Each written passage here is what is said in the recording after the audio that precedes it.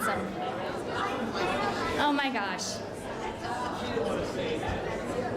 Okay, a few coming in from the hall.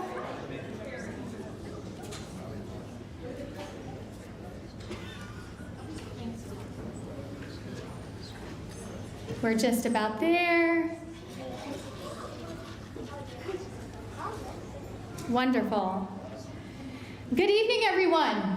Good evening. Welcome. We are so excited that you're here this evening. We have been waiting for this for weeks. And so that it's finally here. We're so excited to see you. Welcome to those who are joining us online. We welcome you as well. Glad you could join us. 40 years of honoring life, offering hope to men, women, and youth in the Lehigh Valley. 40 years is a long time. And we're so thankful for all that God has done to bring us all here this evening. My name is Jamie Hill. I'm the Life Smart Program Director, and I just find it an honor to be here with you this evening. Before we get started, we have quite a few thank yous, as you can imagine, for such an event. We want to extend a huge thank you to Green Acres Outdoor Living. They generously were the underwriters for this event, helped make it possible. We're so grateful. Also for our, yes, thank you.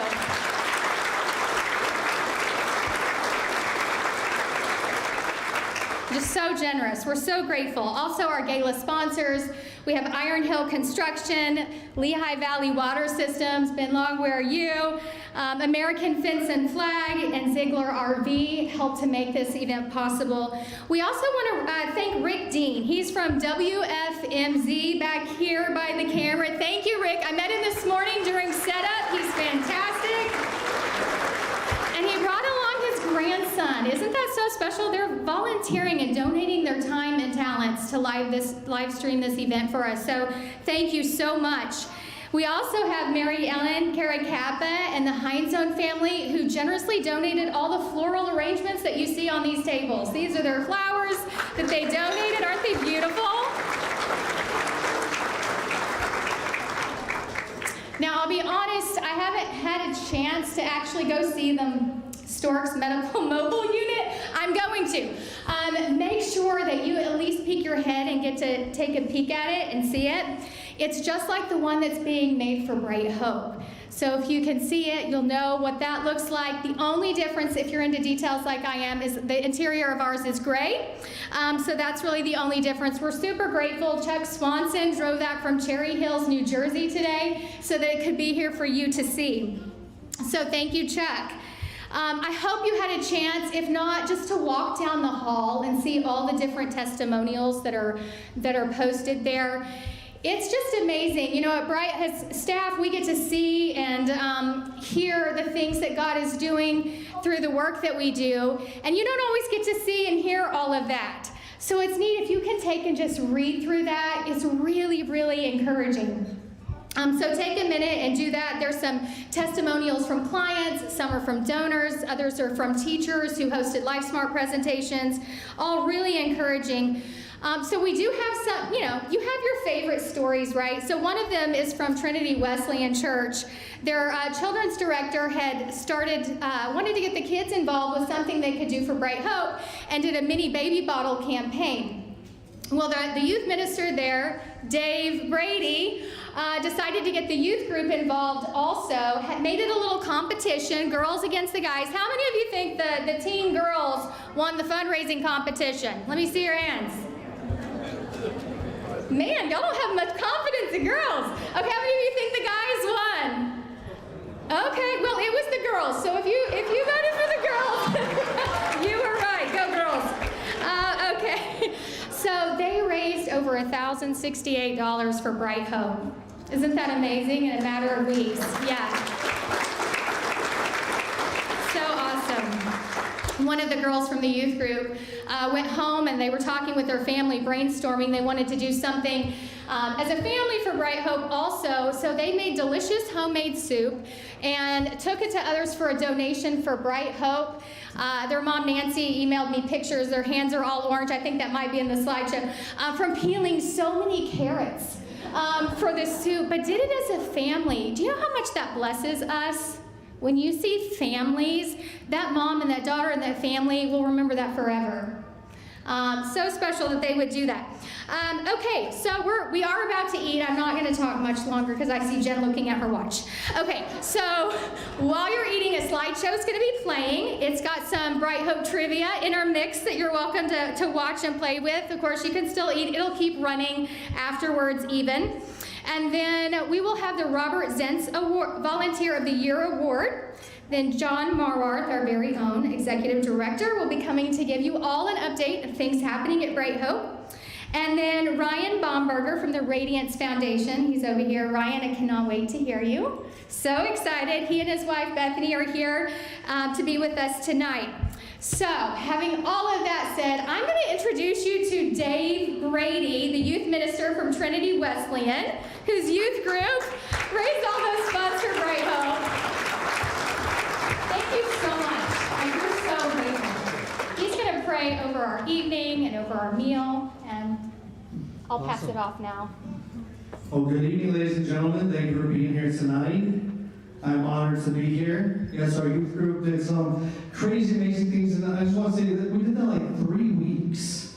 So I was kind of impressed by how the teens just kind of rallied, and they wanted to see just a way to bring hope to the Lehigh Valley in a different kind of way. And yes, the girls did win. The girls beat the guys by almost $600. I think they raised about $900. The guys raised like $2. So. Oh, I didn't tell them about the ice cream. Oh yes, and then what we did in the competition, I'll make this quick because I know we want to eat. We're all hungry. But the competition was that if the guys beat the girls, they got the girls served them ice cream and then vice versa.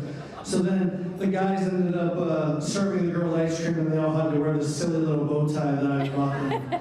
I said, if you're going to serve the girls, you got to be gentlemen, so they had to wear like multicolored bow ties. They were kind of embarrassed, but so let's pray. Lord, we just thank you for this night that we get to gather together here in the Lehigh Valley to just bring hope to people that are in desperate need of it, that don't know where else to turn or where else to go. And God, as we gather tonight, we are reminded as we sit here and celebrate the sanctity of life, of how you sent your son Jesus from the sanctity of life for us as human beings here on earth to just give us a new life and to give us hope and to give us a new meaning for life. And God, that is what we are all here today to do, to give somebody else a new meaning of life, new hope, and a life that they can live eternally so they can live for you, God. So we just thank you for this food. Let it be a blessing to our body. Bless our fellowship. Bless our time together. And God, just thank you. Thank you for all the countless hours and selfless motivation that everybody in this room has to just see life be lived out for you. In your name we pray. Amen, amen. Amen. Thank you. Thank you. Okay.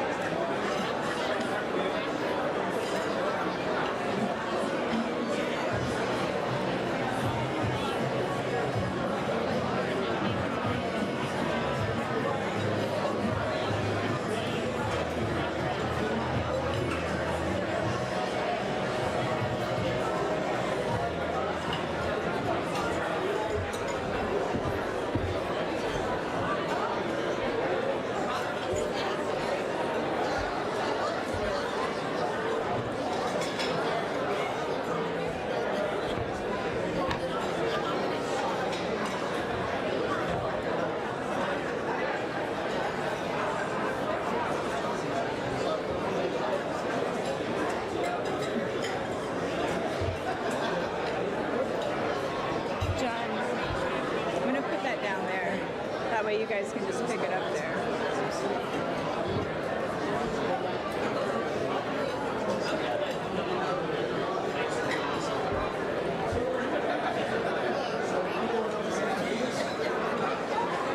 I'll introduce you.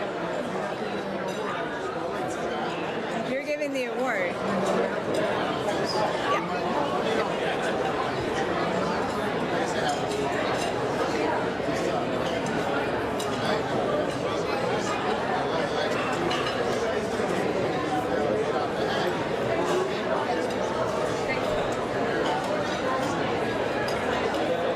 You ready? You ready?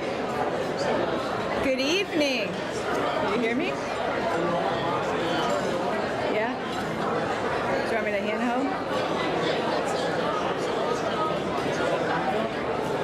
Here. Do you want to give me the handheld?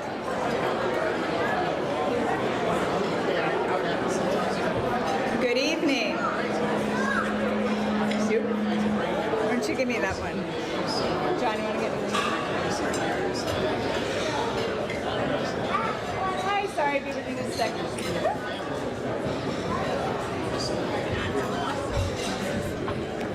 All right, let me try this. Good evening, everyone. I hope all of you enjoyed your dinner. If you're still eating, please continue to eat. I just want to keep the program going. If you did not have a chance to watch the slideshow or hear the trivia questions, do not worry. It will be playing again at the end of the night, so you'll be able to see that. My name is Jennifer Davies, and I am the Associate Executive Director at Bright Hope. And I am absolutely thrilled and love to see all of our partners' faces in person. It is just so great to be together tonight, and I am also so excited about those who are joining us live from home as well. So I don't need to tell any of you of the impact that COVID-19 has had on our community and on our world. To say that there's been disruption, that there's been loss, that there's been suffering, that would be an understatement. But what I want to do tonight is to take some time to recognize all of you, our partners, and to thank you for your support throughout the last 40 years and throughout this pandemic. Because of you, we have been able to not only continue to offer our no-cost services throughout this pandemic, we have been able to expand those services to those who need us most. And yeah, who said that? That's great. So I'm gonna leave that for our executive director to share with you more about that. But for now, I want to take a time. I'm gonna ask some of you to move a little bit. I apologize in advance for that. But I definitely want to take some time to recognize each and all of you who are part of what we're doing. So I'm going to start with our board. If you are a member of our board of directors, would you please stand up? I know, I'm sorry, I'm going to make you uncomfortable for a minute, but more will be joining you, don't worry. So, and yay!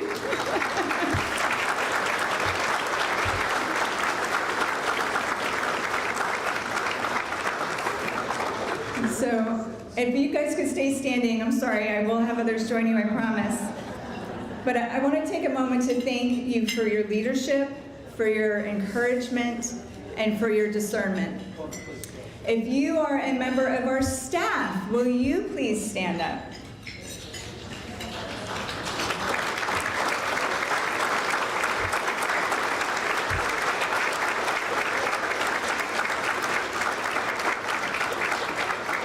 Thank you. Thank you for bringing your passion and your focus and your grit to work every day. Thank you so much.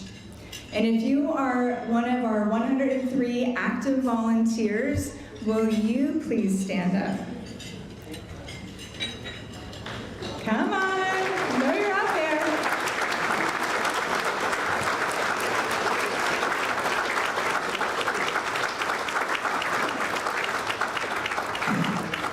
Thank you for bringing and coming and giving your time, your dedication, and your hope that you bring to our store customers, to our clients, to our staff, and to our community. We are so grateful for you. And I also want to have our pastors who are with us tonight, our church leaders. If you are a youth leader, a children's ministry leader, a church leader of any kind, would you please stand up?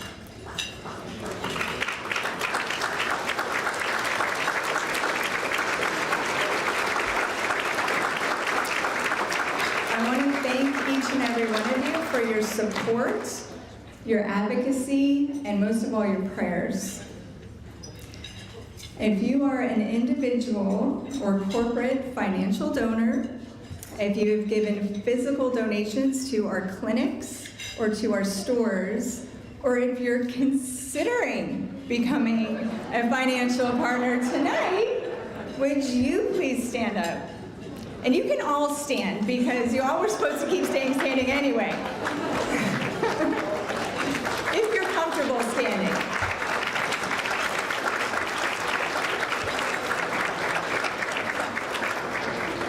Thank you. You are the reason why we can offer no-cost services to our clients and to our students and to the community. So thank you for what you are doing. I hope that you were as encouraged as I was to see everybody standing, because it is together that we are making a pro-abundant life impact in the Lehigh Valley. So thank you for being a part of our mission. I hope you are encouraged as I am to see the unity in this room as we give of our time and our talents and our treasure. And now I'd like to invite John Murworth, our Executive Director, and Ben Long, our Board Vice Chair, to come up and give the Robert Zentz Volunteer of the Year Award.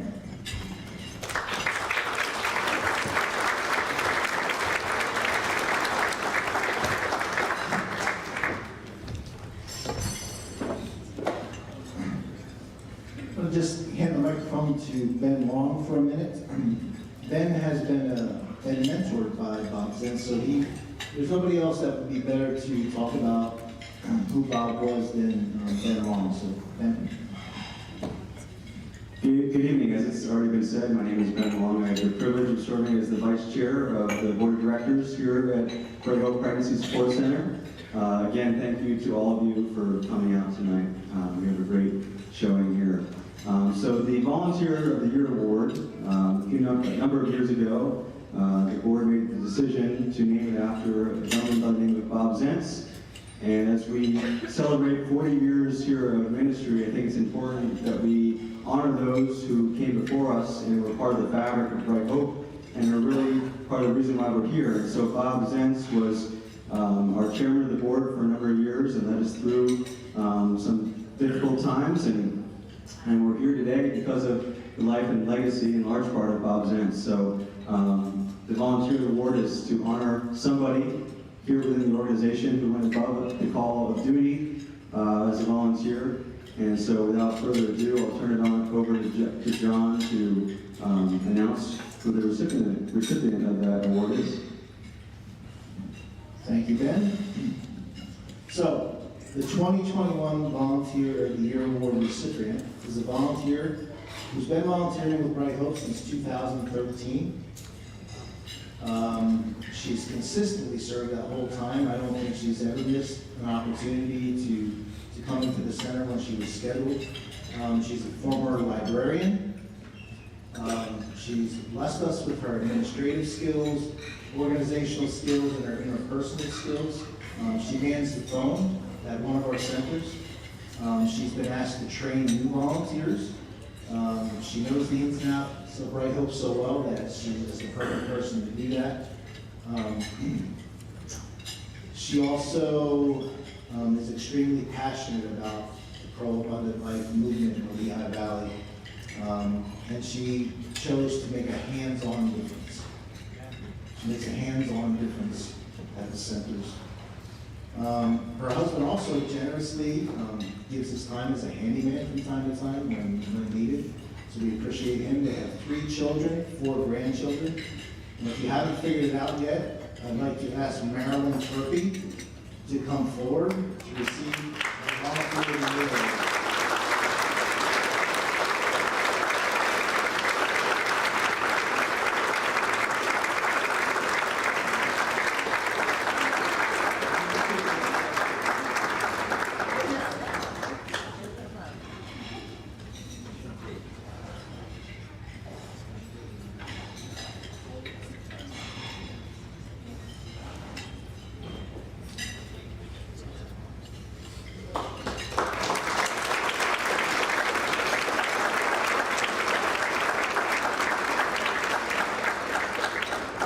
Thank you, Marilyn. Okay, so I'm the executive director, but I'm also the IT guy, so give me a second.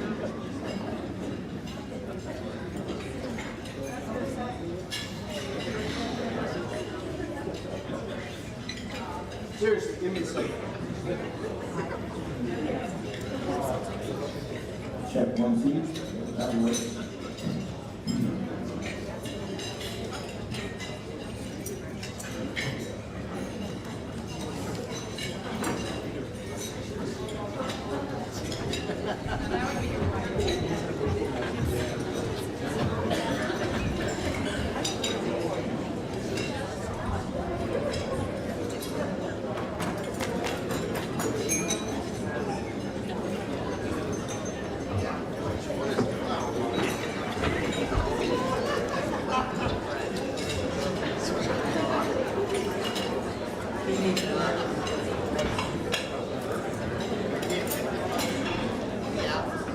Now would be a good time to finish your food.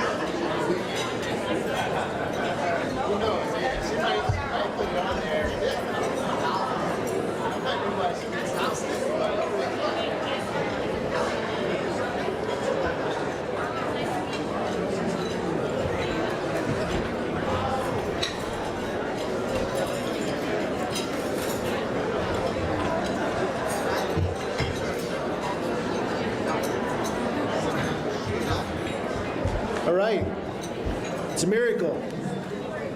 It works. Welcome, everybody. As you know, it's our 40th year anniversary that we're celebrating tonight. So I just want to thank everybody from the past and the present who has served at, prayed for, and supported this life-saving ministry. Thank you very much. And before we continue, I just wanted to take a minute. In addition to thanking you for being here tonight, I wanted to take this opportunity to let you know what's at stake. As you consider all the updates and the good news and the special word from our guest speaker, Ryan, as he gives it to us tonight, I wanted to tell you something. For the last 3 years, Bright Hope has been very, very focused on getting this ministry in a position to be more effective than it's ever been in the future. The last 3 years, it was a 3-year strategic plan back in September 2018, and we've been on that target ever since then. In Northampton County and Lehigh County, there's 2 abortion clinics. Lehigh County, it's called Planned Parenthood, and in Northampton County, oddly enough, it's called the Allentown Women's Center. Between the two, there's over 3,000 abortions that happen in the Lehigh Valley every year. Some years it's been closer to 3,500, but it's safe to say over 3,000 abortions. So we have to do more. We realized 3 years ago that we needed to do more. So that's when we took a look at everything that we do, and nothing was untouched. Everything that we do in the ministry was something that we looked at, and if necessary, we revamped it. Because we need to do more. So now is the time. The time is now. So you'll learn more about that planning in a minute, but just for now, let me ask you, 3,000 abortions in the Lehigh Valley, if you could stop that, if you could cut that in half, what would it be worth?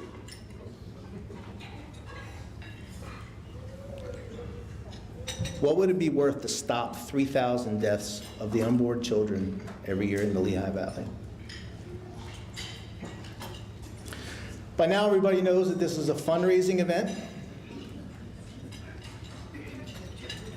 And I know if you're anything like me, you probably already had some kind of idea about how you were going to contribute at this fundraising event tonight. Probably talked about it, had something in mind, oh, we'll do a one-time gift, or maybe we can contribute monthly, or maybe we can bump our monthly gift that we have been giving up. And you know they're going to ask us to do that tonight. And you're right. But what I like to do is just, if you could just take a minute and just think about, if you did think about a number before you came tonight, just take a mental note of it.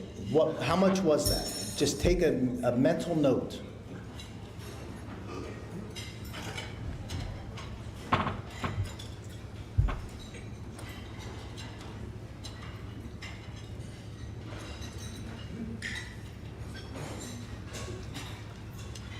And remember, since last year, 3,000 babies were killed in the womb.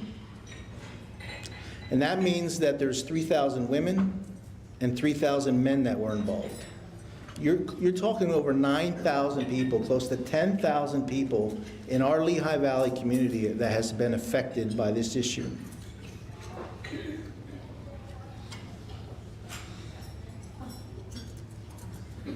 That's a whole lot of lives affected. In our own community, in our backyard.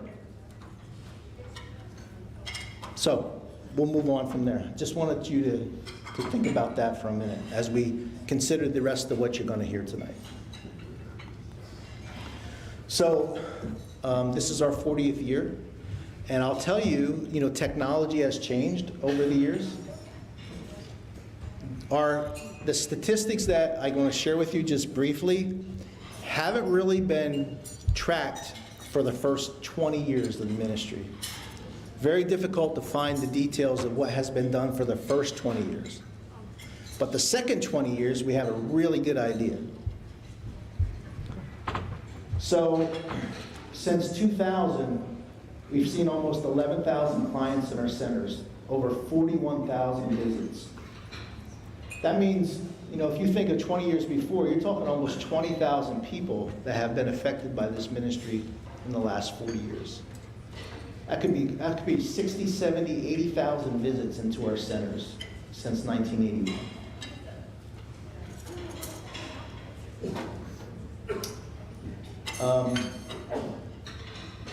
Something in the way here. I can't see it. Hopefully you guys can see it.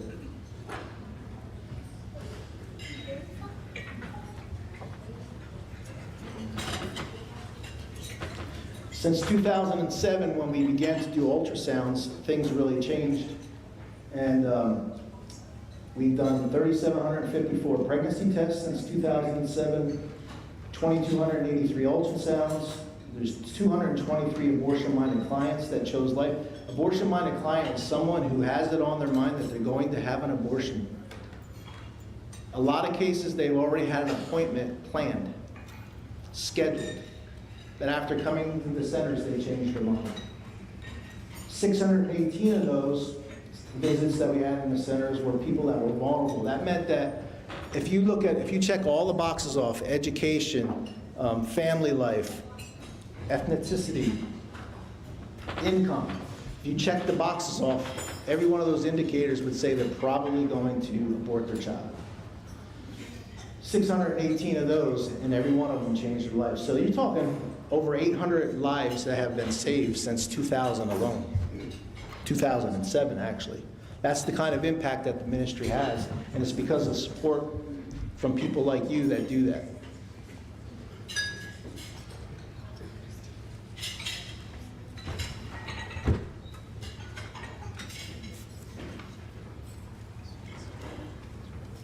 So for the last 3 years, I mentioned that we've been focusing on all the things that we do and what needs to be changed. Really, the focus was to get back onto the mission. So we looked at the culture. What was going on in the ministry? What was the culture like? And what we found is that the culture has changed to where it was almost like, I like to explain it like this, like when you come to volunteer and to work at Bright Hope or serve along with Bright Hope, this is really, it's a mission that's by you and it's for other people. Well, a lot of times, and some of you know that missions work can turn inward, where that it becomes like it's a ministry for me. And that was a culture that we had going on at Bright Hope, where people were there to find ministry themselves. But we needed to change that focus. And listen, all good people and always good things done, but we need to get refocused so that we can be more effective. So that means we got to say that this ministry is by us, but it's for other people. The other thing we had to do was our reporting structure. We changed the way that people within the organization report to one another so that we could be in a position to be more effective. Our finances and our debt needed to change. They needed to be corrected, and we've done that. It took 3 years, but it's been done. Staff development, board development, the facilities. We're going to move our Allentown Center about 5 blocks down the street to a better location. It's more clinical. It's going to look more like a doctor's office. It's in a professional building. We have our Easton office. It's been remodeled. It's in the process of having the interior completed, but the exterior has been completely remodeled to make it more effective. And the mobile unit, you've seen an example of it out front. That mobile unit has been ordered, and it's completely paid for. Thank you.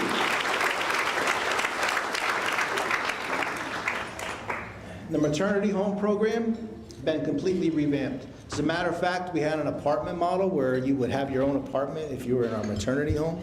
That's been completely changed.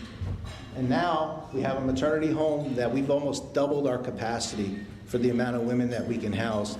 And right now it's under construction to get remodeled, ready for the beginning of the year to take on our first clients.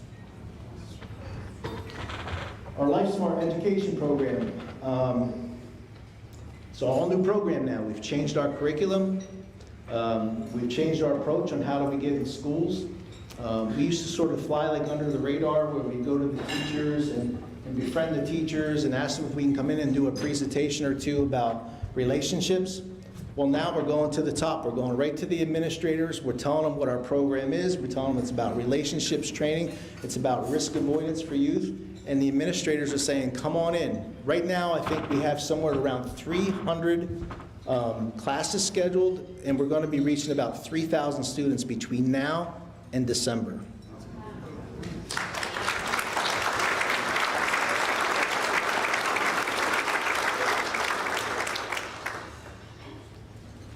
Again, the mobile unit, I told you it's ordered, it's paid for. There's going to be a monthly cost associated with that, but that'll be all right. Talked about the maternity home.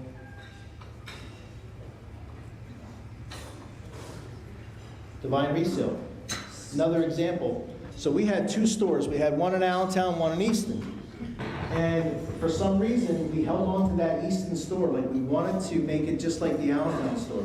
Well, we did that for 3 years. And it wasn't like the Allentown store. So enough is enough. We decided that we're not going to continue to put effort in there because it's mission driven. We're not in the resale store business. We're in the saving the lives of the unborn business. So we decided to close it and dedicate all the space to our clinic in Easton. So our Allentown store, we refocused on that. We decided that we were going to take the management that was there and let them loose. Take off the handcuffs. Let them make decisions, let them be creative and invest into where the areas that they need, that they think that the investment needs to be made. And right now, that resale store is generating almost $10,000 a month that goes right back into the ministry.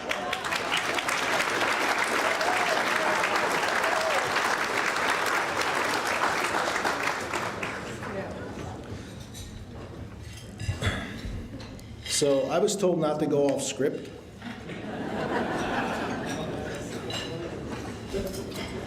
Oh well. Sorry.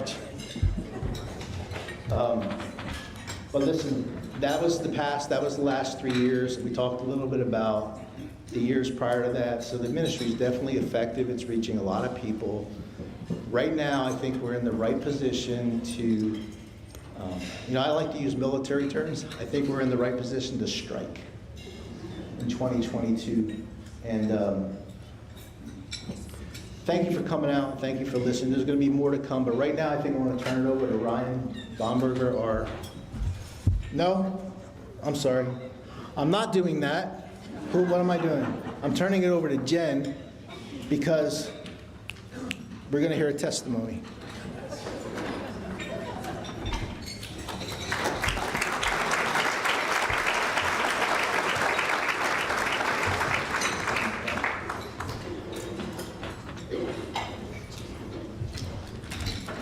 Thank you, John.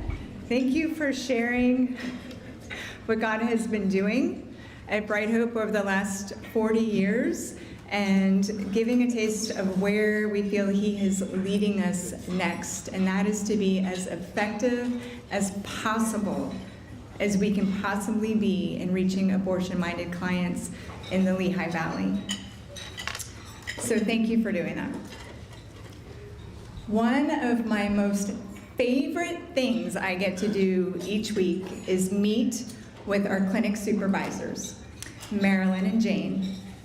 I get to spend about 10 minutes a week with each of them, and during that time, they share with me some of the exciting things that is happening in the clinics. So sometimes I hear about clients, sometimes I hear what's going on in the lives of our volunteers, or some just amazing donation that came in just when it was needed. And it is such an encouraging time for me to hear, because it's such a reminder of what God is doing in so many creative ways to meet the needs of our clients and our students in the area.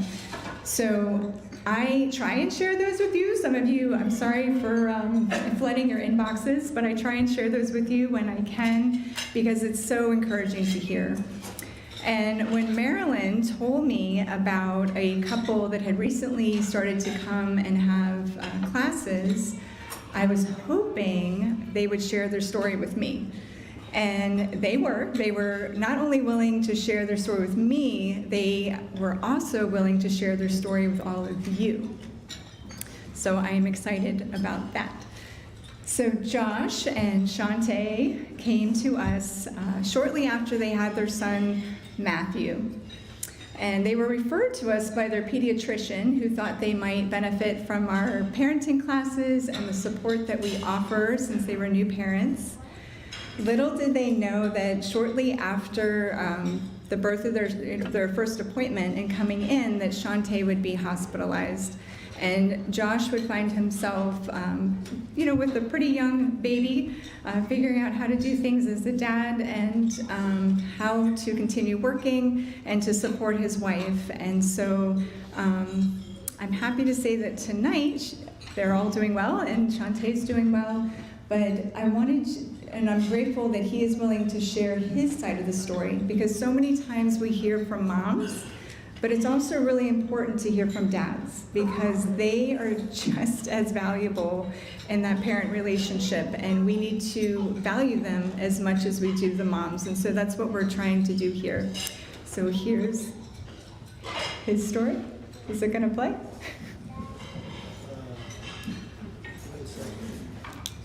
It's going to play in a second. So while we're waiting for that to play, I'm going to jump to the end and let you know. I'm going to let you know that Josh and Shantae are here with us and baby Matt. So if you're willing, yes, they're over here. So keep them in there.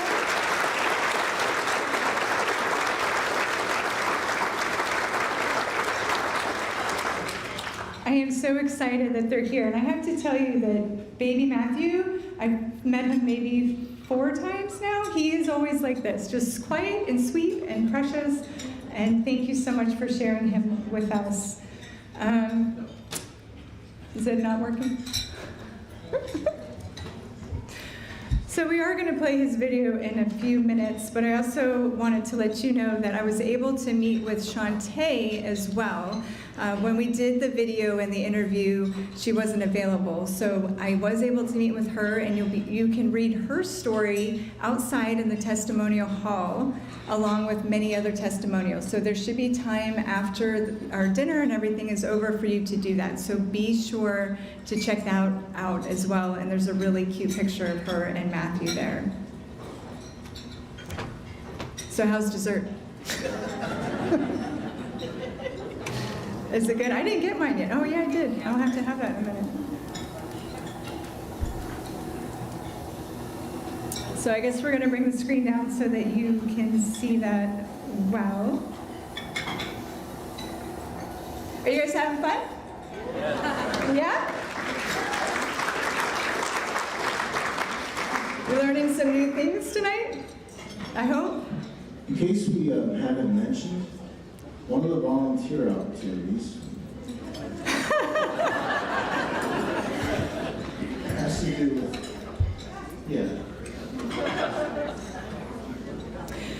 it's ready. It's ready? All right, so without further ado, here we go. Right home through the Nurse Family Partnership, and also my son's doctor, our wellness kids, they had both mentioned it to my wife and I was very interested in the idea of like learning and being able to earn the baby bucks. You get to do these videos and these lessons, and you get to earn baby bucks as you go. And you get to buy stuff from the store, so I thought that was really cool. When we got here, we met with Marilyn and Vanessa that first day, and I remember they were just very welcoming and supportive, and it kind of felt like we were like meeting up with long-time friends. Becoming a new dad, my life has changed immensely. I think it's really helpful to have a strong support network. You know, a lot of times I think the scariest thing is feeling like you're alone and that, you know, you don't have help, but that has not been my story. You know, thank God that we've had family and friends come together, our church family, and, you know, organizations like Bright Hope.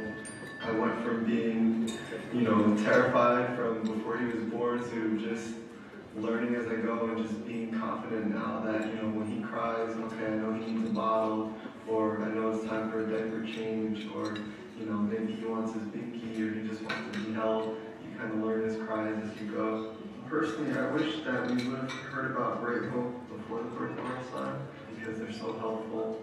But God's timing is perfect. They've been especially helpful during the most difficult times. My wife, Shantae, has been hospitalized for her mental health. They've been helpful by reaching out to us for support, connecting us with the resources that we can utilize to meet the pressing demands of parenthood, by offering an ear to listen to us and just offering prayer and support.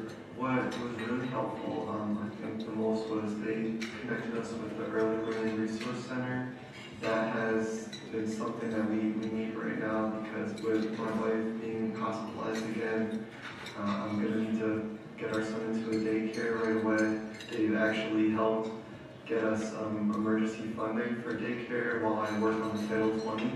That was really, you know, life-changing right there to help our situation right now. Bright Hope has meant so much to me, and they've been very supportive in reaching out to me, asking me how she's doing, how am I doing, if we need any help physically or financially, to help out however they can, and connect us with people who can help in other ways that they're not able to.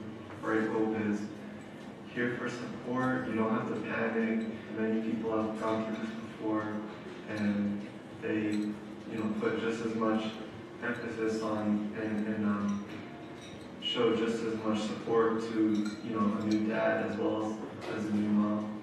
I'm so very thankful for Bright Hope, as they're always welcoming, encouraging, and supportive. They're ready and eager to help new parents and families in whatever ways they can, whether it be through counseling or informative lessons, prayer and support, connecting us with the right resources. I always feel like they're an extension of our family and just all around great people.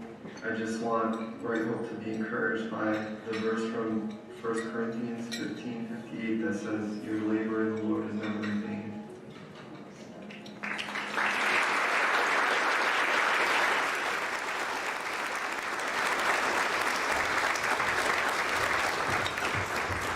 Thank you, Josh, for sharing your story with us, and Shantae as well, and for being here tonight.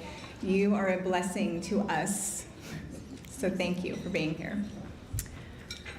So, about a year ago, I got an email from a friend at church with a link encouraging me to listen to and watch, and it was about Ryan Bomberger. Did I say that right? Okay, Ryan Bomberger. And as soon as I watched that video, I knew that he was the right person to have tonight at our 40th Anniversary Gala of Hope. And so I got online and tried to figure out how to get a hold of him, and was connected with his wife Bethany, who told me that he was originally from Lancaster County, and that he actually, one of his favorite places to do speaking engagements is right here in his home state. So I'm really glad that you're here with us tonight, and that he's going to be sharing the beauty of possibility. Ryan is the Chief Creative Officer of the Radiance Foundation, which he co-founded with his wife, Bethany. He is an Emmy Award-winning creative professional, a broadcast media designer, producer, columnist, passionate factivist. Have you coined that? That's pretty great. International public speaker and author of the powerful book, Not Equal, Civil Rights Gone Wrong. And in my opinion, he's an all-around cool guy. By using his God-given gifts of leadership, encouragement, and creativity, he has been able to share with diverse audiences about purpose and the hope that transforms. Even with all of those accolades and accomplishments, Ryan is quick to tell you that he is first and foremost a husband and a father, and that they are his daily inspiration in illuminating that every life has purpose. It is my pleasure to welcome Ryan Bomberger to the stage to share with you the beauty of possibility.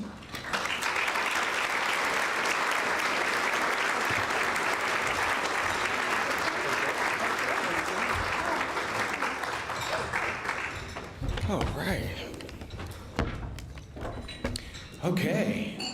Who's alive in here?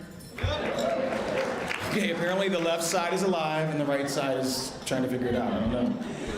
It is awesome to be here. Most of what she said is true. Okay, it's all true. Thank you. I love speaking about life. I love being able to illuminate the beauty of possibility. We all possess beautiful possibility. It's not given to us by man or woman or governmental institution. It's given to us from God above, even before we were born, even before we were conceived. And so I love talking about this. I am originally from Lancaster County, Pennsylvania. This is actually the home that I grew up in, farmhouse, and I had a small family of 15. 6 brothers and 6 sisters, and woo, those walls could speak. I loved growing up in Lancaster, Pennsylvania. In fact, yesterday I was in Harrisburg, Pennsylvania, where the official first March for Life happened on the Capitol steps there. It was awesome. And in case you follow mainstream media, they always love getting like pictures of like 4 people over here and 3 people over there. This is only part of my view from the stage. It was packed with pro-life champions from across the state. And I know it's easy to feel discouraged, especially if you listen to or watch mainstream media. But we have to keep in mind, first of all, it doesn't matter if we're outnumbered. I mean, we're always going to be the remnant. And like Frederick Douglass said, you know, man and what's right is a majority. Man and what's right and God is a majority against the universe. So we have a majority. Doesn't even matter.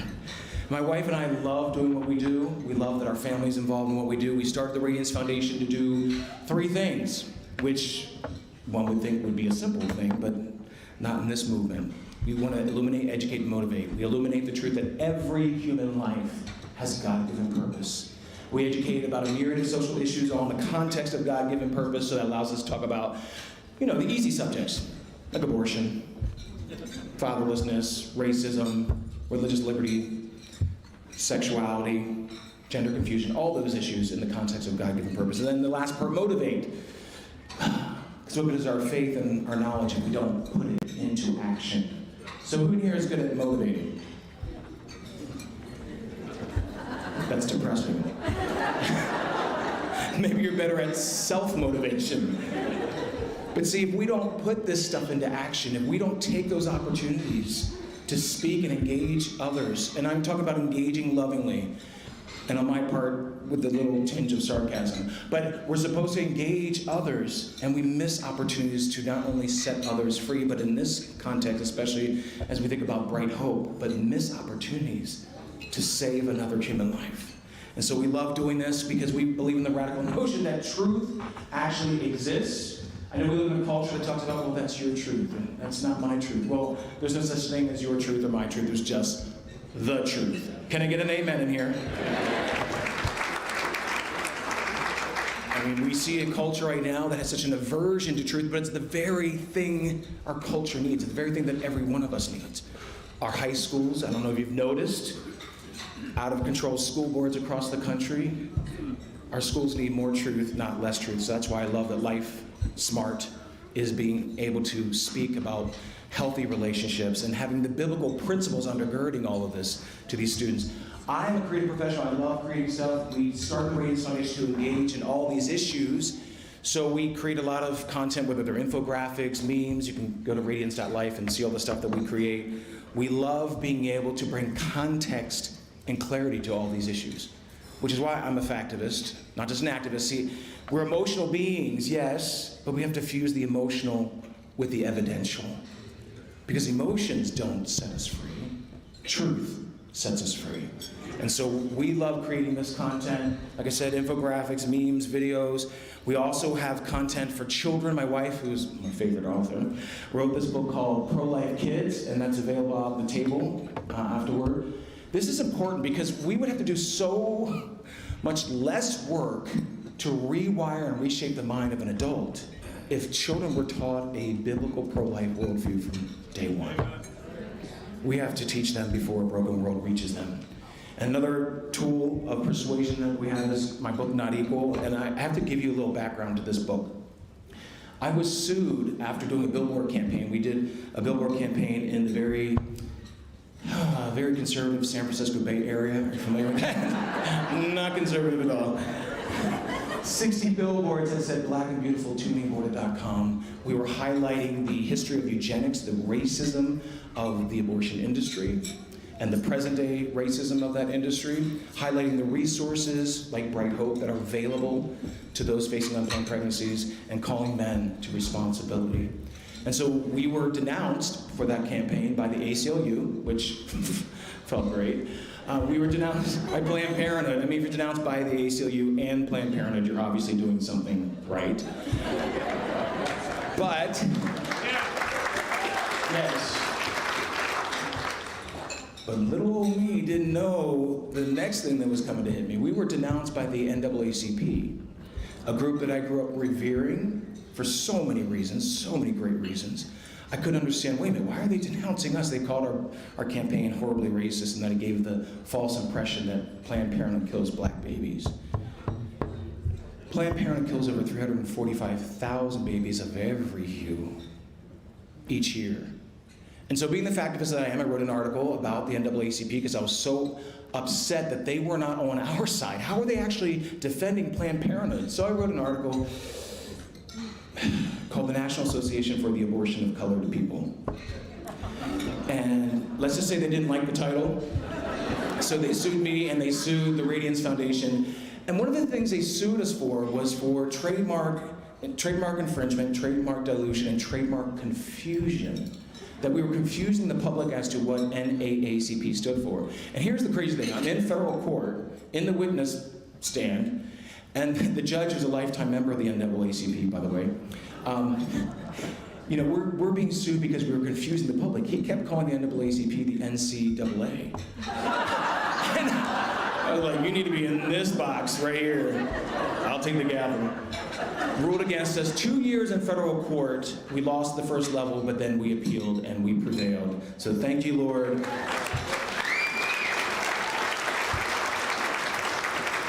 It's just kind of strange to me that a civil rights organization was suing a brown guy for exercising one of our most basic civil rights, free speech. But I have friends who work in the NAACP and are trying to change some of those things within. But we love taking on these issues. My wife, Bethany, who is the executive director of the Radiance Foundation, she is it's a creepy stage, I think I'm gonna stay in one place. She is the woman in charge. I have no problem with a woman being in charge. Can I get an amen out there? Oh, it's not really as exciting as I thought it was gonna be. Okay. But we have a podcast called Life is Purpose. We dig into all of these issues. And I just want to say pregnancy centers, like Bright Hope, are at the center of what we do. One, because we originally met at a planning meeting for a benefit concert for a pregnancy center. That's how we first met. And we fell in love at first sight. I mean, anybody in here ever, did you fall in love? Actually, maybe I shouldn't ask that, because maybe one spouse like, yes! And the other one's not raising their, forget the question. But we did both fall in love at first sight. And it's amazing how God weaves things together, because pregnancy centers are at the center of so much of what we do. And we love that work, and we continue that work. It's why we love talking about the beauty of possibility. As I mentioned, I grew up in a small little family of 15, where so much of the world would write us off because we're unplanned, therefore we're going to be unwanted and unloved. We all have beautiful God-given possibility. And I think of one of the first moments when I just saw that in such tangible form. This is the first moment that I was able to hold my first son's hand. It was the moment after he was born. I was a mess. I was ugly crying. I don't know how many men out there admit that you ugly cry, but part of it was because I was not prepared for what a C-section was gonna look like. Was not prepared. But most of it was because of all the things that actually happened to lead to this moment. A courageous woman who chose to reject the violence of abortion, my birth mom. My parents who loved the mess out of all of their children. A wife who loved me like crazy. Just so many things to lead me to this point. And so to understand why I'm so passionate about illuminating beautiful possibility and talking about John 10:10, which, the thief comes to do what? Steal, kill, and destroy. Try to destroy me before I was even born. Try to destroy me many times throughout my life. Try to destroy members of my family. But I love the second part of that. But I come to give you life and give it to you more. Because we were loved by my parents, Henry and Andrea Bomberger, we were loved abundantly. So here's a little background on the Bomberger family from Lancaster, Pennsylvania.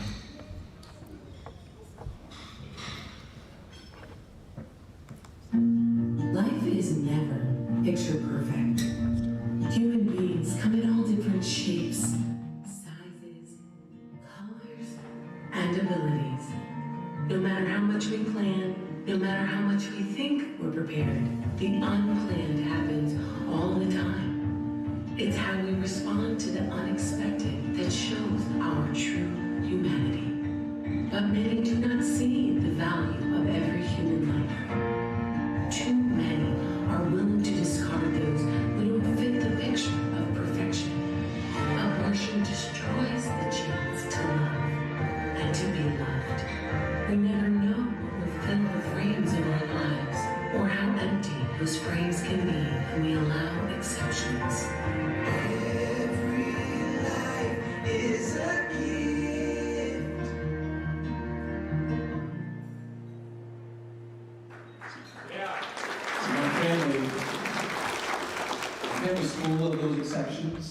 those of the world said, oh, well, they don't fit that picture of perfection. No one actually fits the picture of perfection except for Christ. But they would just write us off. Oh, well, they have disabilities. They're never going to amount to this or that. And I love the professionals because just how many of you know the professionals are often wrong? I'm just saying, God has the last word. I'm not putting down anyone who is a medical professional here, but we just don't know. We can't see the future. My parents definitely couldn't see the future. My family started off, well, like every family does, small. So these are the original Bombergers, Henry and Andrea Bomberger, and my 3 homemade siblings, whatever you want to call them. The originals. But these were the first 3 kids, and people often ask me, well, what moved your parents? What influenced your parents to adopt? And sometimes you kind of hear the tone of their voice like, what possessed your parents to adopt 10 children? Well, 2 things, brokenness and love. See, my mom had an alcoholic father and grew up in an abusive situation, emotionally and psychologically abusive situation. Her parents were separating, so at the age of 5, my mom was placed in a children's home. It was called Christ's Home in Paradise. And she was placed there for 1 year at the age of 5. And we so often underestimate little children like those beautiful little princesses right there. We underestimate the way that they receive the world and perceive the world. Yet at the age of 5, my mom's heart was broken because another girl at that home who had physical disabilities had nobody to visit her ever. My mom at least had her mom and her dad visit her separately. And she just remembers her heart breaking and getting down on her knees one night and just saying, God, help me be a mommy to those who don't have one. At 5, that's where the heart for adoption began. And she met my father, the most amazing man that I've ever known. And he had the same heart, because if you're gonna adopt 10 kids, you better be on the same wavelength. Just saying, like, hey, I got a new kid in the back. What? So, it doesn't really work out well that way. I would not recommend adoption by surprise. But God can surprise you. But so my mom, who had, throughout her whole life had tried to reach out in love to her father, even though her parents got divorced, she knew that her alcoholic father could only be whole again if he embraced Christ. And so she never gave up on him. In fact, with the original Bombergers, he was involved in their lives. He would visit every so often, bring gifts, and so he was involved. But the moment they mentioned adopting this brown child, me, she knew he was broken on so many levels, but she didn't realize he was also deeply racist. And so, I'll keep this kind of PG-ish. But he said, if you bring that black child into your home, you're gonna ruin your family. So my mom, this is actually the first moment that my mama held me. I was 6 weeks old. I know, right? I know some of you thinking, what happened? But I like that passing green though. That's epic. That's a massive passing green. You never lose that. But this moment, this is the first moment she was able to hold me. But this moment came at a cost. And life comes at a cost. My mom had to literally lose a father in order to gain a son. So the moment they adopted me, he had nothing to do with them. He separated completely from the family. He had nothing to do with us ever. He missed out on 13 amazing grandchildren who would have loved him, and he could have loved us. I will say that my parents chose well because they chose me. There you have it. So it's amazing because when you think of the beauty of possibility, you have to think about the beauty of sacrifice. Because both in the natural and the supernatural, sacrifice enables purpose. But what kind of sacrifice? Not the world's sacrifice, because the world is so quick to sacrifice others. But biblical sacrifice is self-sacrifice. And it unleashes beautiful purpose. I think of why I am the way I am, and I think of my dad. This graphic really explains it all in our family. Color isn't what binds us. Love is. We live in a culture so fixated with the hue of our skin. And I love all of our beautiful hues. In fact, there's a popular author, anti-racist author, Ibram X. Kendi, who says that parents like my mom and my dad have a savior complex. That they're, the colonizers. They don't have my dad and my mom did not have a savior complex. They had a love reflex. My dad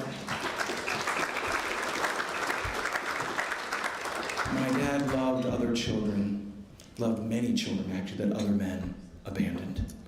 He was a man of faith, a man of integrity. He was exactly the same man at home as he was outside of the home. I love that, Bright Hope, you were talking earlier, just with the testimony of the father.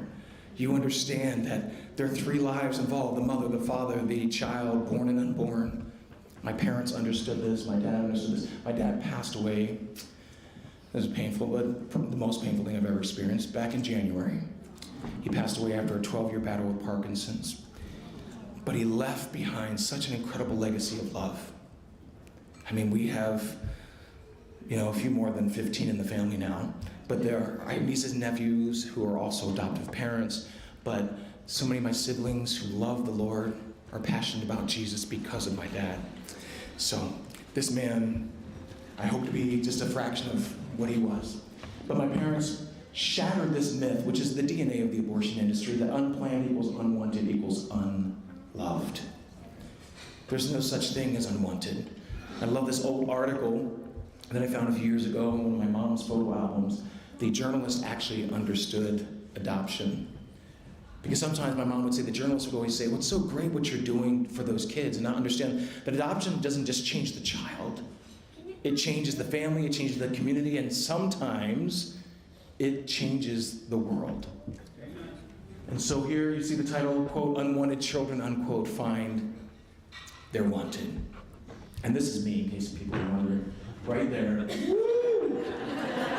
I was a handful. Any of you have a stubborn, strong-willed child, and hopefully that child is not here. I did. She is like testifying right over there. Yes. You see, oh, okay. You were the child that is the strong-willed child. Okay. Well, I just want to encourage you, because sometimes you feel like that stuff is going to kill you as a parent. Like, what am I going to do with this kid? Hold on for 25, 30 years, I'm not sure. And it turns into something good. Or it can. Just keep praying. I'm still on my apology tour with my parents. But these are my siblings. This is when they're still small. It's a family of 8. But here are all the Bomberger kids. The key is keep praying. Keep praying. Never stop praying. It's the only thing. It's the first and last resort. Amen to that. That's when people ask my mom, "How did you raise 13? Who's raised 13 teenagers in here?" She says, "God and prayer. It is the only thing." And that's so true. These are all my siblings. Obviously we don't look alike. We're white and black. Even the white folks look like they got afros. But anyway, white and black. And can I just say the thing about white? First of all, no one is actually white. You are off-white. If you were white, you had a medical condition. Just saying. And we are all people of color unless you are translucent. Just saying. Anyway, this is everybody in my family. You were adopted as babies, adopted as toddlers, adopted as teens out of the foster care system. Some with physical disabilities, some with learning disabilities. Everyone in this photo has special needs. It's like everybody in this room has special needs, which is to love and to be loved. And we were all loved like crazy, although I will say that there's a person who's the favorite in the family. I don't know who that is. But one of the things, I think one of the most powerful lessons that I learned growing up in this family, other than you have to eat quick if you want to eat, I'm not kidding. It was ridiculous. It was like mom would throw a tray of food out there and you're like, yes! There weren't seconds unless you were, I don't know, quick to the draw. But this picture represents diversity. I know you never hear that word, right? Diversity. Diversity is beautiful because God created diversity.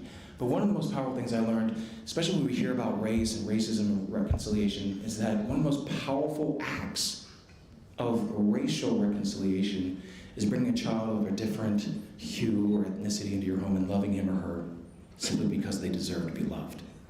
And that's what I experienced in my family. And that's why this is one of the most foundational truths in Radiance Foundation.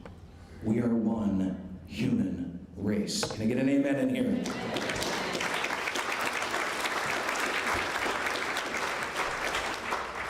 God created color for us to enjoy and to celebrate, but never to separate ourselves by it. This is not a call to be colorblind, by the way. We're called to be colorful, but we cannot allow it to dictate the way that we see others. See, while the world is constantly looking through the broken prism of race, we always have to look at the world through the breakthrough filter of Christ. And that's what I will always do. Now, when you hear the terms unwanted child, I don't know what image may come to mind. I don't know what comes, to your heart or how it makes you feel when you hear that phrase. I have a particular feeling because I reject the whole notion of unwanted. We may not have been wanted by a biological parent or parents, but we are all wanted by someone. And certainly we're all wanted by our Creator. And so I want to show you a picture of what unwanted looks like. This is just my family, immediate family, my brothers, my sisters, their spouses, and their children. There are no extended family members like aunts and uncles, although there is one little grandma in the middle of the picture. But this is what unwanted looks like. So this is all of us. This is actually 64 strong. But here's the thing, this picture is 5 years old, so there are 14 more human beings added to this picture. See, this is what happens when these awesome people right here, when you defy the world's low expectations. How many of you know the world has some really low expectations? They didn't know what they were getting into. No parent ever does. By the way, you can have one child who is biologically related and still wonder whose child that is. You don't know what you're getting into. Can I get an amen from parents? But when you allow love to lead you, God to lead you, it brings transformation. So this picture is possible because of the love of my parents, but it's also possible because of many birth moms who chose to be stronger than abortion, who chose to be stronger than their circumstances, just like anyone who walks through the doors of Bright Hope. That's what's instilled in their hearts. They are stronger than their circumstances. Philippians 4:13. It doesn't say, well, I can do some things through Christ who strengthens me. I can do all things. And I love that. I've never met my birth mom. People will often ask me, I've not met her. I did search for her years ago, and the search came up without any response. And so over the years as a creative, I try to figure out, well, how do I even thank her? How do I thank her for going through a traumatic pregnancy? So I wrote a song called Meant to Be that's, a tribute to her. And then I also wanted to show visually all the things I've been able to become in my life by the grace of God because of her singular decision. A decision that will have reverberations for generations. And so although I've not met her, I'm hoping maybe that she'll see this video. I wrote the lyrics, sang the lyrics to this. And if I never get to see her face to face, that if somehow she's able to see this and understand that this is from her birth son, my heart will be glad. This is my visual tribute.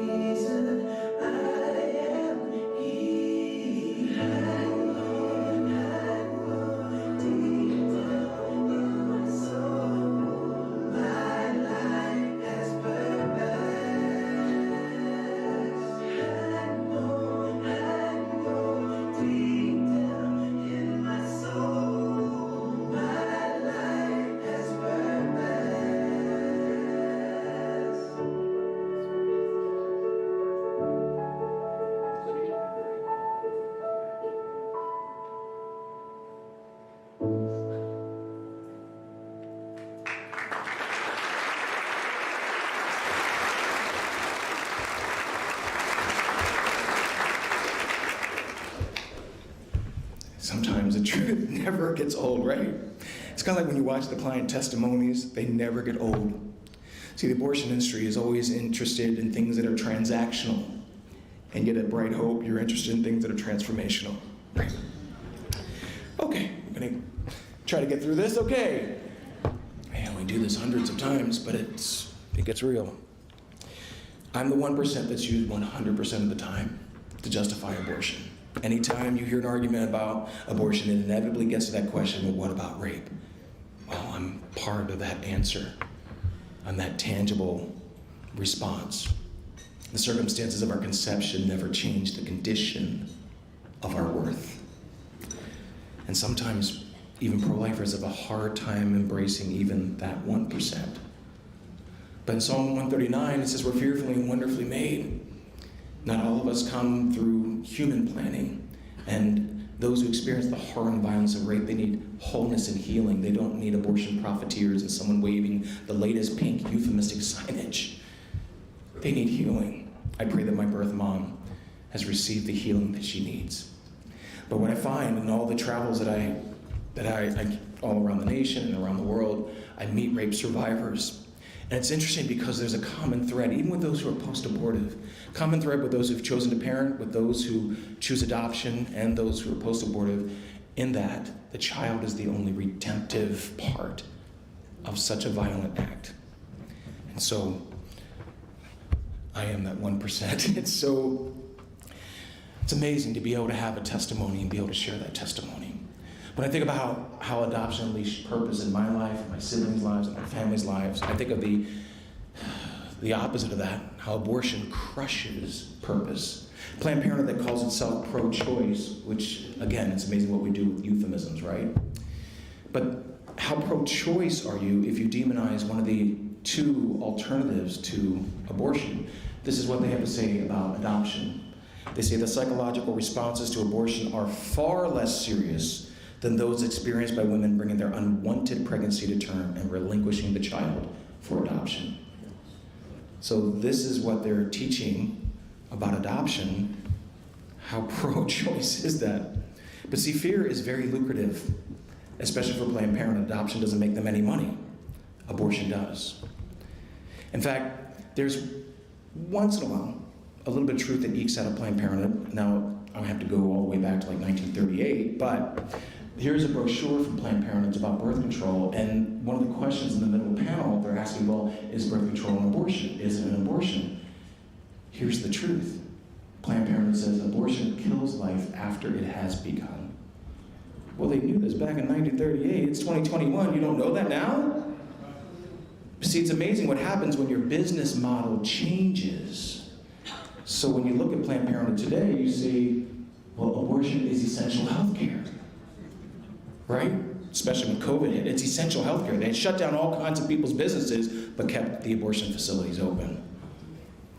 Look, I'm just going to put it this way. If abortion is health care, then slavery was job care. Think about that. Now, this is Planned Parenthood. This is what they get to tweet when they have that sort of mentality that abortion is health care and that abortion is empowerment. This tweet, where they say, if you're a black woman in America, it's statistically safer to have an abortion than to carry a pregnancy to term or to give birth. We live in a day and age, everyone wants to talk about systemic racism. We see it. It's in an industry that actually kills human life for a living. Planned Parenthood is in the business of creating customers. It's in the business of inequality.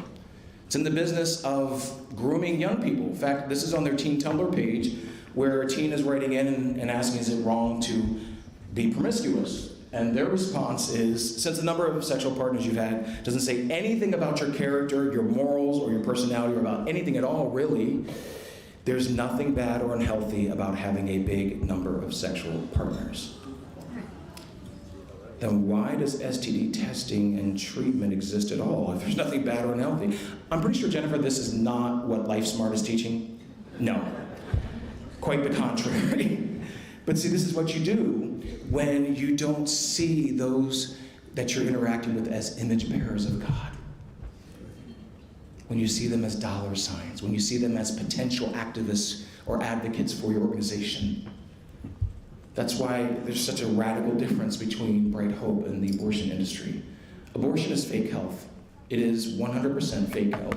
In fact, if you need arguments from the medical side to talk about the emotional, physical, and psychological impact on women, we have this great article on our website, radiance.life/fake health. Links to all the peer-reviewed studies that show you all the devastating consequences of abortion on the woman that the world doesn't want to talk about. Well, people say, well, abortion is only 3% of their services. I mean, I've heard that. It's only 3% of their services. Well, it's not true. It brings in, 90% of their revenue. But it's so weird. It's a weird thing to say. Like, okay, well, it's only 3% of the time. Well, they'll be like your local bank saying, yes, only 3% of the people that come through our doors, yes, we do kill them, but we give great investment options to everybody else. Like, what? I don't care if it's 0.00003%.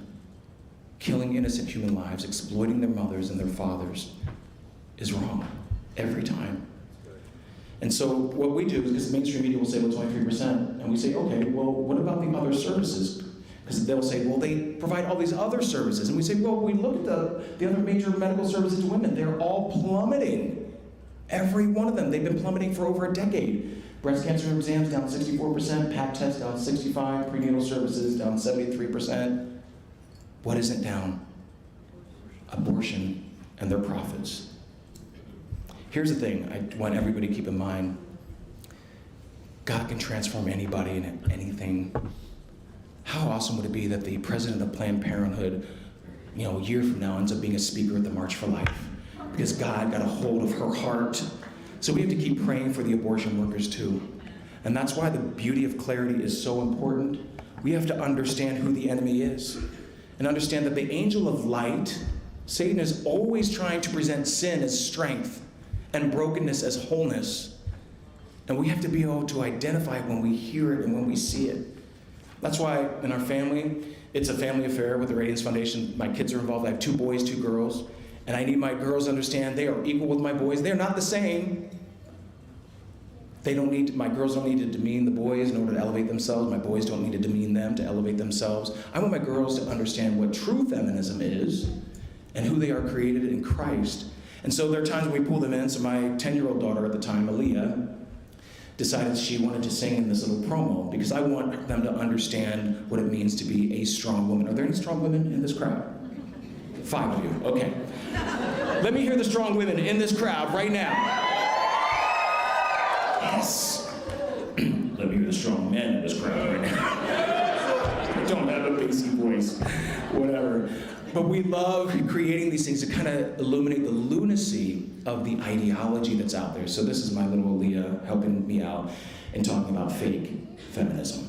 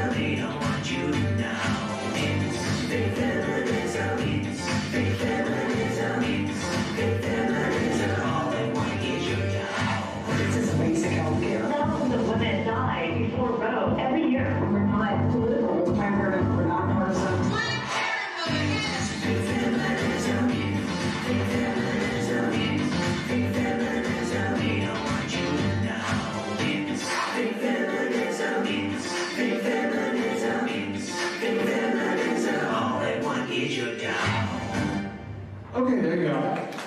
That pretty much sums it up, and that's why there's a huge difference between Bright Hope and the abortion industry, and I think it's summed up in this graphic right here. The abortion industry lures women with their lies. Bright Hope loves women with their lives. Amen. What a huge difference. And that's why you'll have things like, ultrasounds being offered, all the services offered for free. They understand that women need wholeness and healing when they come into their doors. They need hope spoken into them. That's why they provide 513 emergency since March of 2020. 513 emergency resources of diapers, wipes, and formulas. And how many of you know diapers aren't cheap? It's why they have Earn While You Learn classes, about 770 appointments set to teach parents about parenting. You will not find that in an abortion facility. It's why they have divine resale, and this is what I love. If you haven't been there, I really encourage you not only to go to the centers, take it out of the abstract and make it tangible. Go visit the centers. Go visit divine resale to understand how the transformation is happening. It's amazing what happens when something is in the tangible. But this, you don't find baby boutiques, mama boutiques, anything like that run by an abortion facility. Because if you reject the violence of abortion, they've got nothing for you. This is love in tangible form. This is what your gifts support. And of course, as mentioned earlier, John said that $10,000 a month goes back into the ministry. Come on. This highlights the beauty of compassion. We are the ones who are approaching this with love, without judgment, and saying, I'm here to love you. No matter what decision you make, I'm going to love you. And that's why I love the Heart of Pregnancy Centers, because they say this: we are stronger than our circumstances. And this goes for women and men. Men need to understand that although they're not the ones going through pregnancy, I don't care if it's 2021 and people want to try to pretend that we're only talking about birthing people and anybody can be a birthing person, but only women have babies. Can I get an amen in here? I done seen it. I do not ever want to have a baby. I'm just saying, I love babies. I am equal with my wife, but I am not the same. Just saying. But we have to understand that we're stronger than our circumstances, which is why I love emphasizing fatherhood. We live in a culture that has a fatherlessness epidemic. See, Roe v. Wade didn't empower women. It truly empowered men to have sex and run. And this is not every man. I'm not trying to put out every man. There are many men who try to step up and protect, and legally can't do a thing to protect their own child. Dads matter. And that leads me to this, the possibility quotient. How many of you ever, let me ask wives in here, how many your husbands have ever exceeded your expectations in chores around the house? It just blew your mind, it just exceeded your expectations. Show of hands. Okay. I felt a wave of reluctance. Sorry guys, that's not even fair. That's not fair. Let me ask a different question. How many of you have ever exceeded your own expectations? You just blew your own mind that you did more than one person. That's great. Jennifer, we need a self-esteem seminar in here next week. Oh my gosh. All right, let me just run through some scenarios where people would say, no one should live in poverty, no one should face adversity, no one should have to face this. They'd be better off dead. Because that's the mentality that we hear all the time. This young man had a single mom who worked 3 jobs. He didn't like to read, but his mom said, oh, you were gonna read. You probably know who this is. Dr. Ben Carson, world-renowned pediatric neurosurgeon. He did okay for himself. This little girl was adopted and loved and sang around the house like my little girl Aaliyah does all the time. Her parents probably never could have imagined that she would end up singing in front of millions and millions of people. This little girl's name is Faith Hill, country music superstar, adopted and loved. This little girl, also adopted and loved, ended up becoming world-renowned something or other you might have seen at the Olympics. She was adopted. Her name is Simone Biles, Olympic artist and gymnast. And I will say this, little disclaimer, she recently announced that she is pro-abortion, saying that a child shouldn't have to go through the pain and trauma of foster care, that it's better for them basically to not live. So we need to pray for Simone Biles, that her heart changes, because she's the tangible example of beautiful possibility. Amen. This last one, this little guy, I talk about how adoption sometimes changes the world. This is a perfect example. Anybody who has an iPhone, iMac, iPad, wannabe iPhone, Steve Jobs, you've heard the name? He was adopted and loved. When he passed away, I wrote about him this article, Steve Jobs Changed the World, Adoption Changed His. And here's the cool thing, I Photoshop the mess out of things all the time, but I did not Photoshop the picture on your left. It was almost like God knew, it was like, yes. One day, just saying. But all their achievements, as amazing as they are, don't give them worth. We all have equal and irrevocable worth simply because we exist. Simply because we're created by the creator of the universe. Which leads me to a creation that radically changed my wife's life and my life.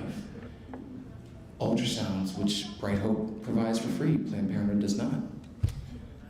This is not actually the ultrasound from the date, but this is the ultrasound of Bethany's baby girl. My wife was in her late 20s as a teacher in Philly, a teacher that tried to get her kids to make healthy decisions so they wouldn't repeat generational things. And here she finds herself in a horrible relationship she walked away from. It was emotionally abusive, to find out that she's pregnant. She had walked away from God, felt all kinds of shame, but on Valentine's Day, a different ultrasound than this, but on Valentine's Day, she was by herself at the appointment, and she felt like she saw that image, and she saw that little heart beating. She felt like God was just intertwining her heart with her baby's heart, and even if they had to just go it alone, if she had to go it alone as a single mom, that she would do that. But she goes home that day just heartbroken because she didn't know how she got in that place. She never considered abortion. Her fellow teachers would say, just abort it, just abort it. Not realizing that God already had a name for this little girl. Psalm 34:5. She goes home and she reads his journal, and in the margin it has Psalm 34:5. Those who look to him are radiant. Their faces are never covered with shame. She named that baby girl Radiance, which is the reason for the name of our organization. She rejected the violence of abortion, as pressured as she was, because she understood that an unplanned pregnancy was not the end of her life.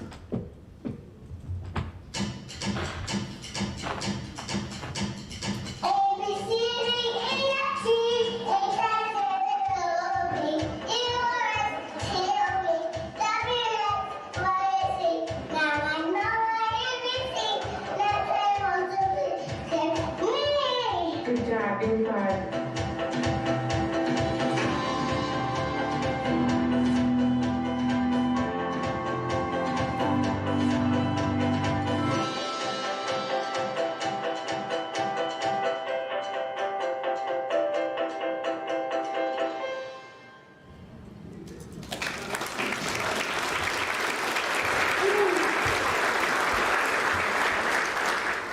That little girl is my heart. I became her dad when she was 1.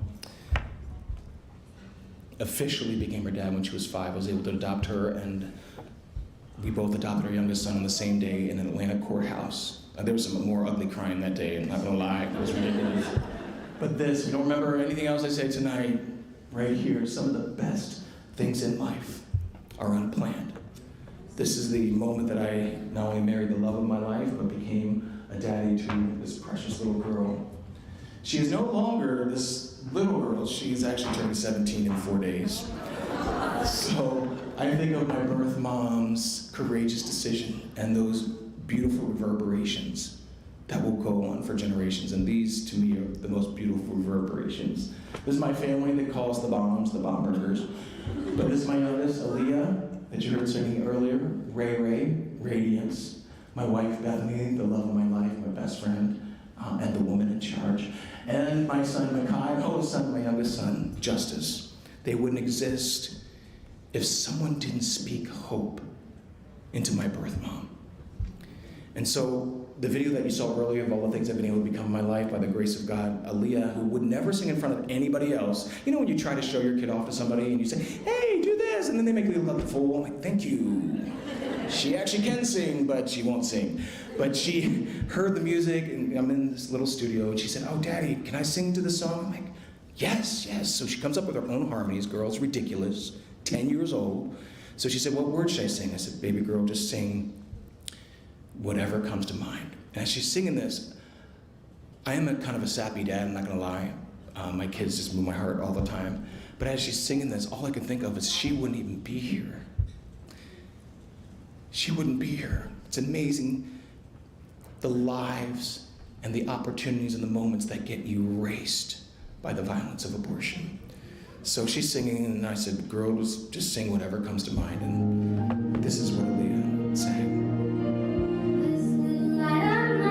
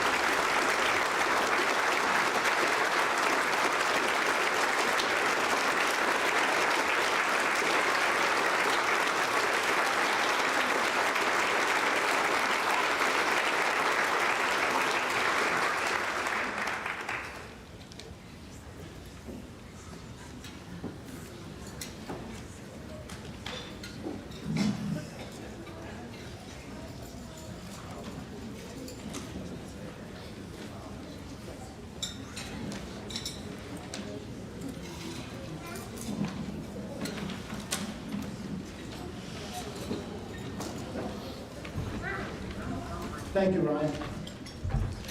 Give another hand for Ryan.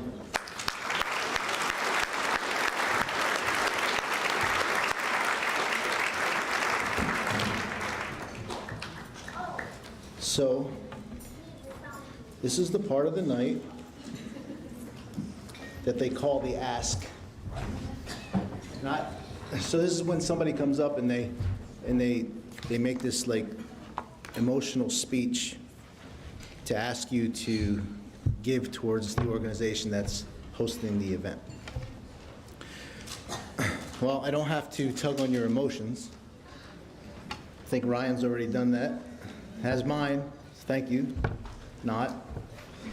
But I was talking to another executive director, and I told him about our event, and I told him that I was asked if I would go up and close the evening out, and they said, don't do it. Don't do it, man. Don't do it. I said, what are you talking about? Don't do it. And I said, if you don't collect more money than they collected last year, your board's going to hold you responsible. I said, are you serious? So I was talking to Jennifer about that. Jennifer Davies, stand up a second. Jennifer helped put this event off. Come on. Nice jacket. She said, but John, she said, you're all in. You're all in. Everything you have, you've given up business, you're all in for what we do. Who better to go up and ask people to be in? I said, that makes a lot of sense, Jen. I'll do it. So if you notice on your desk, you'll see a white envelope, which I can have that. It's an envelope in your front. If I could ask one of the hosts at the table to just grab that envelope. Go. Yeah, seriously, now. Grab that envelope. I'll wait until every one of them.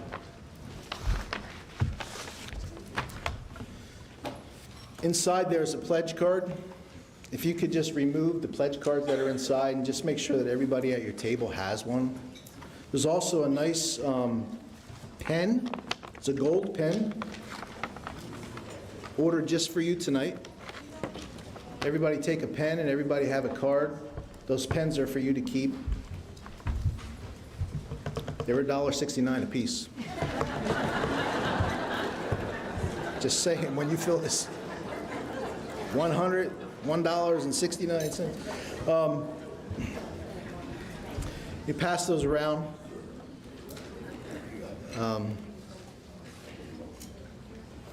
So listen, tonight we celebrated our 40th year. You got updates on what we're doing, but the battle's not over. I told you that there's about 3,000 abortions that happen every year in the Lehigh Valley, and that's going to continue unless it's stopped. Over the past few years, our strategic plan is to position the organization so that we would be more effective in reducing that number. That plan has just about been accomplished. By the end of the year, all the remodeling will be done, all the new facilities will be done. By the beginning of next year in the spring, the mobile unit will be here. Everything is in place for us to now execute. We had a very generous donor come to us and pay for the remodeling of our Easton office.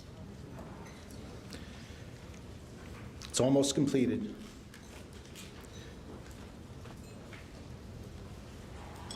We changed our curriculum in our community education department. Actually, we changed the whole staff in our community education department to be more effective. I told you we will reach over 3,000 students between now and the end of December, and probably another 3,000 students the next semester of the year. That's 6,000 students that are going to hear God's design for marriage. Graduate from school, get a full-time job, and wait till you're married before you have a child. You do that, and your chances of poverty are almost nothing. And that's what they're learning in schools from LifeSmart.